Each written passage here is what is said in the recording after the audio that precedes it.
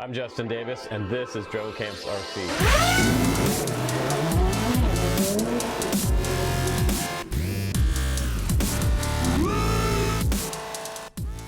Hey guys, welcome back to the channel. Today we're going to fly a classic warbird. There it is, guys. I'm so happy to review this for you today. This is the Dynam Spitfire, one of my favorite World War II planes ever. I love the Spitfire, and it's one of the reasons that we won World War II. It's a big part of why we took control of the sky with our allies, the British. And this was originally a British design, designed in 1936 by Reginald Mitchell. And while he was designing this plane in 1936, he was sick with Hodgkin's lymphoma. So he was dying when he designed this plane, but he was able to get the prototype done by 1937. They were able to get the first one in the air, which a lot of people thought might never work out in World War II because it was such a complicated design. It was really hard to manufacture during the war, and they just weren't sure if they were going to be able to produce enough of these to make an impact on the war. But with a lot of women in the workforce, they put together these piece by piece, and they streamlined the production process, and they ended up making this one of the most formidable British airplanes in World War II. And this plane has really smooth flying characteristics. It has a really nice, fast profile in the air, and once the retracts are up, you can really gain a lot of speed with this plane. So it was a really great plane to dogfight, and had a lot of top-end speed with a Rolls-Royce Merlin engine in the original aircraft. But today, we're going to fly the electric version of it. We're going to go out to the field now, and I'm going to put a Legend 3 camera up front for you guys so you can get a first-person pilot view on this little Spitfire. It's a really nice little plane. So let's fly it, then we'll come back into the studio and we'll check it out a little closer, and I'll show you some of the scale details of this Spitfire by Dynam.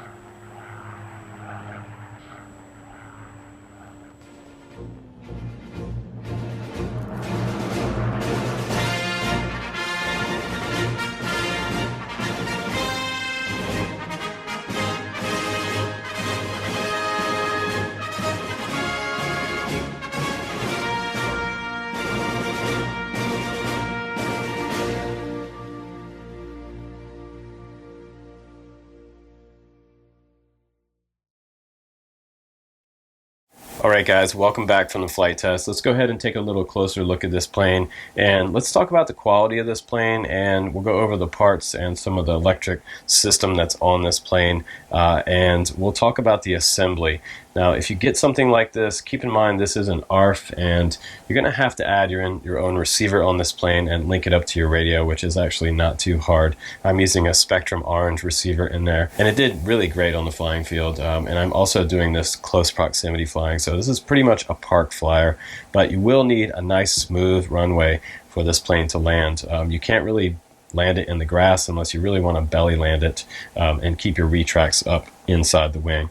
Now this plane does sport a 30 amp ESC in here, and that's good enough to run 4S. If you want more power and more speed out of this plane, I would recommend going 4S. If you want a nice smooth slow flying predictable plane, you're going to use a lot of throttle on 3S, but a 3S 2200 will work really good in this plane as well. Now one of my favorite parts of this whole entire design on this airplane is the front of the fuselage and the way this air intake comes in underneath the motor to cool everything inside here, and it actually does help cool the ESC that's tucked underneath the motor in here. You do have a brushless motor on the front of it with this 4-bladed prop. They actually do give you an extra 4-bladed prop in the box, which is really nice because you might need that if you do nose over. These props will break, but it is called the B/SPTF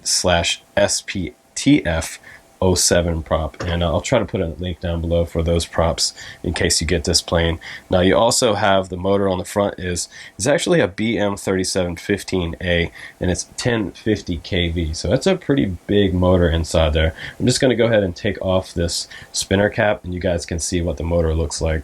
And here's a little close-up of that motor. It's kind of nicely tucked back into the nose cowl, and the nose cowl on this one, it's different than the setup on the Focke-Wulf that we had. That was sort of a plastic nose cowl, but this one is all foam on the front end, so this one's going to be less forgiving for a really hard crash. You're probably going to have to use some foam safe glue to put that back together, but this motor is plenty powerful enough to handle 4S, and it does have a prop system on here that is sort of a self-tightening type of prop system, and I'll show you a little bit about that in the next part. But this motor, the BM3715A, equivalent to around a 15 size motor if you're looking at a nitro motor, and that's what a lot of sort of planes this size have. And this plane is actually 47 inches from wingtip to wingtip, so it's kind of an average size park flyer.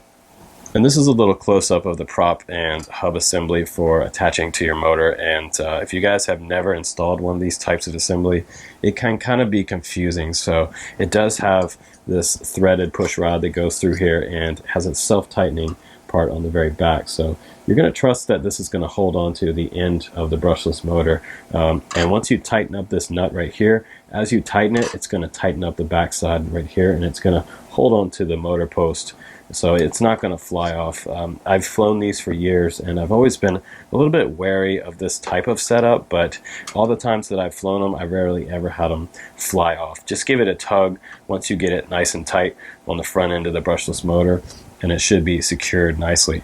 So it's going to slide on just like this, and once I get it all the way on, right now it's a little bit tight, but that's okay. And then I'm going to take my wrench and I'm going to go ahead and crank down that nut. Not too tight, but once I have it tight enough, it'll hold on to the front of the motor, and when I give it a tug, it's not going to come off there. So now it's nice and secure. Now we can go ahead and put the nose cone back on, but there's one thing you want to check out before you put your nose cone on. You want to make sure that your prop is lined up in between these lines right here on the outside of that back plate. After you do that, then you can crank this nut down and tighten that up. Once you get that nut nice and tight, you can go ahead and put this nose cone back on, and you'll feel that the screws are touching the posts. You can go ahead and take your Phillips head screwdriver and tighten down your screws one by one. I just do gently on one side, and then I start the other side, and once I get that one going, I'll crank down the other one as well. Make sure those are nice and flush. Now the wings go together, and they do have this carbon spar that goes through the center of the wings, and you're going to tighten up some screws on the very bottom of this wing. There's only 4 screws that go through on the very bottom right here, these 2 and these 2 in the back there. So once you get those on, your wing is pretty much installed. You don't have to do any of the servo installation, which is really nice.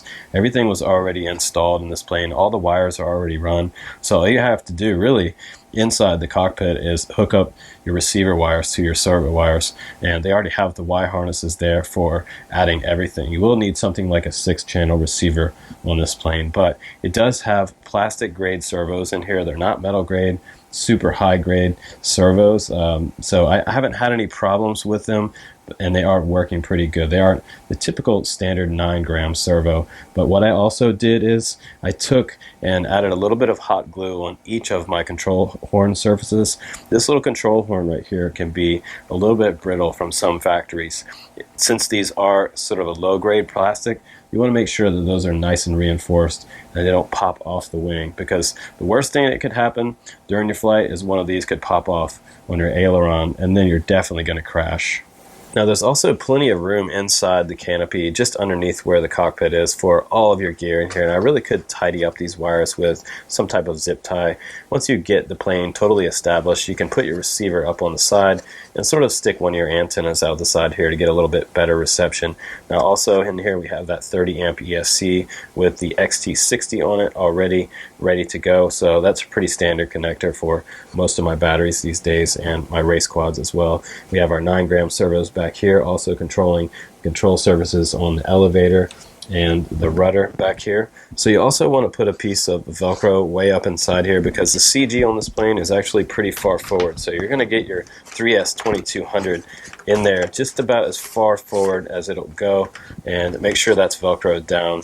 You can't really get a strap inside there, which is kind of a bummer, but after that you can go ahead and plug in your battery. So the battery's plugged in. I'm just going to put the canopy back on and flip the plane over so you guys can see the flaps here. They are 2-stage flaps. You can see stage 1 there, and there's stage 2. So you have a pretty decent range of flap.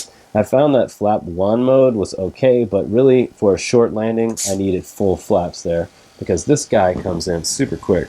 But actually at the field, what impressed people the most about this ARF is the retracts on here. The retracts are actually pretty decently detailed on the legs of the landing gear, and the motors in here, they are decent quality. I didn't have any burnout with these, and sometimes these retracts don't last very long. That's a common problem with a lot of part flyer retracts. They just break on the first landing, or they just pop right out of the wing, and that's a problem. So these have a really nice connection point. You'll notice inside here there's actually 4 screws that are mounted down to posts that go into the wing, and these are actually a pretty solid way. There's not a whole lot of glue behind here down on the bottom of this retract system, so that I'm not going to rip a huge chunk of foam out of this wing. So let's go ahead and I'll move the gear switch now. You can see them go up and down, and look, they go down perfect. So that was kind of nice. I didn't have any snags there. It's not a 2-stage retract setup, and those work perfect. You can set those up on the gear channel. Very nice retracts. And over here you can see where my flaps servo is set up, and I also have that on the flaps channel on my DX8 right here. Stage 1 and stage 2. Full flaps. Very nice. You can set that up on a 3-position switch. And what I also liked about this kit is it did come with some pretty cool stickers. We have an engine open, caution, danger. We have a Dynam sticker there, and I wrote Merlin on the side because that was the original engine that came with the Spitfire, the Rolls-Royce Merlin, a very powerful and top secret motor that they're working on at the time during the war. But the detail on this wing is actually pretty decent, and we have the identification numbers over here for that particular pilot. A lot of the Spitfires had actually different numbers and letter combinations to let each pilot know who they were in the air, so that you could identify your buddy while you were flying next to them. And there's the pilot inside. He's comfortably resting inside the cockpit. There is no detail on the dashboard, which I would maybe like to see some stickers for the dashboard, but I did have to glue this top plate on here. It came separate, so you'll just take a little bit of CA and go ahead and glue that down to the foam, as well as other pieces along like the radio antenna there and the front guns that go on the wing. I did not glue those in, so I did have one fall out on the other side, but I was really afraid that those were going to rip out during my first tumble, because I knew this plane was probably going to go nose over on my first landings, so that's probably in my back seat somewhere in my car. And back here I also used some hot glue up inside here, but it does have a tail dragger set up for your tail wheel, and this is steerable, so you can steer as you're taxiing down the runway for a takeoff. So for a 46-inch wingspan plane and essentially a foamy park flyer, this was a lot of fun to fly this one, and you got a lot of compliments at the field. A lot of the older guys liked the way it looked in the air, and they loved the retracts on this one. So I think that Dynam did a good job on the scale detail of this plane and on the retract system, because if you get a cheap retract system, there's nothing worse than retracts that just break on the first landing. Very frustrating if you're paying an upwards of $200 for a park flyer. That's kind of a big disappointment, but this has a really nice high quality retract setup on here, so I was happy about that, because that's one of the most important key components besides the power system on the plane is decent retracts, and nobody likes to be replacing retracts after the first day out. But also I'm happy that it does have flaps. The functional flaps on here worked great for slowing down this aircraft. But like the old guys say, if you're going to land this plane, come in long and low and try to bleed off a lot of airspeed right before your wheels touch down, and then you're going to kill the throttle. Just make sure you have your ESC brake set up on the ESC on this plane so that the motor will come to a stop and you can just coast in, because you don't have any brakes on this bad boy, so keep that in mind for your landings. But this plane is going to stay in my collection. I absolutely adore the Spitfire, and the Spitfire has to be one of the most famous planes in the entire world.